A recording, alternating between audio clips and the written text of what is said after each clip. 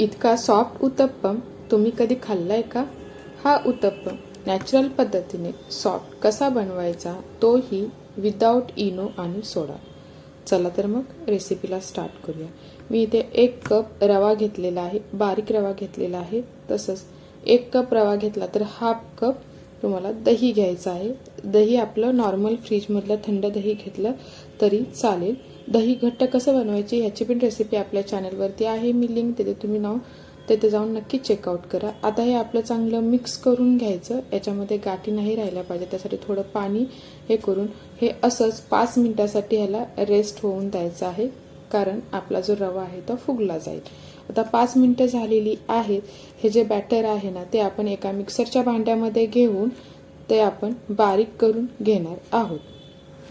आता हे बॅटर आपण एका बाउलमध्ये काढून घेणार आहोत आणि ते 10 ते 15 मिनिटं, जास्तीत जास्त 20 ते 30 मिनिटं तुम्ही ह्याला रेस्ट होऊ देत. ते रेस्ट का व्हायला पाहिजे, कारण हे जे बॅटर आहे ना तो थोडं फ्लफी होतं आणि आपला उत्तप्पम सॉफ्ट बनतो कोणत्याही सोड्याशिवाय. आपलं ते 15 मिनिटं आपण ठेवून दिलेलं आहे. तोपर्यंत आपण इथे 1 कप कांदा, 1 कप टोमॅटो, 1 कप आपली कोथिंबीर आणि मीठ घालून हे एक मिक्सर तयार करून घेऊयात.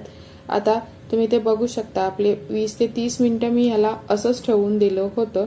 आता एक महत्त्वाची टिप्स, याला ना आपण ह्याचा उत्तप्पम बनवण्याआधी ह्याला जोरात फेटायचं आहे, त्याच्यामुळे जो आपला उत्तप्पम आहे ना तो सॉफ्ट बनतो. आता आपण त्याच्यामध्ये चवीनुसार मीठ घालून घेऊन ते मिक्स करून घेणार आहोत. तुम्ही बघू शकता आपलं बॅटर अशी त्याची कन्सिस्टन्सी आलेली हवी, तरच तुमचा उत्तप्पम सॉफ्ट बनतो. आता आपण तवा गरम करून घेतलेला होता, त्यावरती मी थोडंसं ऑइल स्प्रेड करते. ऑइल स्प्रेड केल्यानंतर मी आता याच्यावरती आपला जे बॅटर आहे ते असं जाडसरच बॅटर ठेवायचं आहे. आणि आता त्यावर आपण जे कांदा, टोमॅटो, अजून तुमच्या घरी काही भाज्या असतील ना त्याही तुम्ही याच्यामध्ये ऍड करू शकता. आपण ह्या बारीक चिरून घेतलेल्या होत्या त्या आता ह्याच्यावरती आपण टाकून घेणार आहोत. आपण ऑलरेडी मीठ टाकलेलं होतं. आता मी ते हे माझ्याकडे चिली फ्लेक्स होते ते मी टाकते, थोडंसं ऑर्गॅनो टाकले आणि थोडीशी काळी मिरी पावडर मी टाकलेली आहे. आता आपण याच्यावरती एक लीड ठेवून देणार आहोत आणि लो फ्लेम ठेवणार आहोत गॅसची. यामुळे काय होतं, जो आपला उत्तप्पम आहे ना तो आतून परफेक्ट शिजतो. ही आपली महत्वाची टिप्स आहे.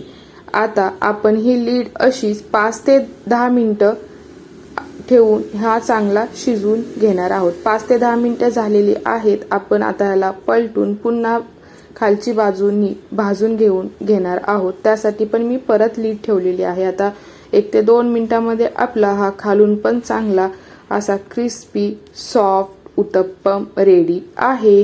आता याच्यासोबत आपण जी खोबऱ्याची चटणी बनवणार आहोत ती पण विदाउट ऑइल बनवणार आहोत. आता आपण त्याच पॅनमध्ये मी ओलं खोबरं चिरून घेतलेलं आहे. त्यामध्ये मी थोडंसं लसूण टाकते, 3 ते 4 पाकळ्या, नंतर 2 हिरवी मिरची आणि 1 आल्याचा तुकडा. हे 1 ते 2 मिनिटं आपण चांगलं भाजून घेणार आहोत. आता हे आपलं भाजून झाल्यानंतर आपण याला थंड करून मिक्सरच्या भांड्यामध्ये घेणार आहोत.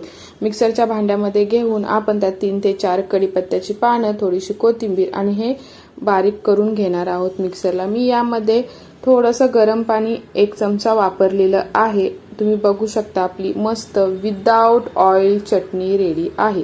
आता आपलं आणि आपण येथे जो सॉस बनवला होता तो पण आपण याच्यामध्ये घेणार आहोत. आपला उत्तप्पम मस्त लागतो. आपला विदाउट इनो, विदाउट बेकिंग सोडा याच्याशिवाय आपण हा उत्तप्पम बनवलेला आहे. तुम्ही बघू शकता किती सॉफ्ट बनलेला आहे. मी काही ज्या इम्पॉर्टंट टिप्स दिलेल्या आहेत, बॅटरला रेस्ट देणं, जाडसर बॅटर ठेवणं, उत्तप्पम करताना झाकण ठेवणं, ह्या टिप्स वापरा. तुमचा पण उत्तप्पम हा एकदम सॉफ्ट फ्लफी होईल. कशी वाटली रेसिपी नक्की कमेंट करून सांगा. आणि हो, आपल्या चॅनलला अजूनही सबस्क्राईब केलं नसेल तर लाईक करा, शेअर करा, सबस्क्राईब करा. भेटूया अशा पुढच्या हेल्दी नेक्स्ट व्हिडिओमध्ये. थँक्यू.